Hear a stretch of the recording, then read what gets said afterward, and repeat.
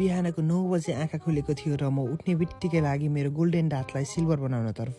So बिहान ढिलो उठेको कारण चाहिँ उता चाहिँ मम्मीले खाना बनाइसक्नु भएको थियो र खाना बोलाइराख्नु भएको थियो। डाँट घोटिसके पश्चात चाहिँ म जान्छु भनेको त त्यहाँ चाहिँ घाँस फुसको पाकेछ त गाइज। सो तेरको घाँस फुस खिलाओगे भन्दै चाहिँ भोक लागेको थियो, एक थाल चाहिँ मैले पनि जमाइदिइहालेँ।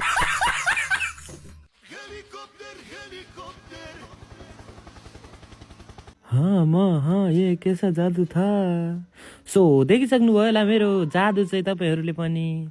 सो अब चाहिँ यता चाहिँ हामी चाहिँ घुम्न जान लागेको देख्न सक्नुहुन्छ। यहाँ चाहिँ हाम्रो बोटकी मम्मीको एक्टिङ स्लो मोसनमा हिँड्ने रे। सो अब चाहिँ हेर्नु है तपाईँले हाम्रो मम्मीले स्लो मोसनमा हिँडेको। 100 किलोको मान्छे बसिसके पश्चात चाहिँ मेरो स्कुटी उल्लर हुने जस्तो गरेको थियो, जसलाई चाहिँ मैले सफलतापूर्वक उल्लर हुन दिएन।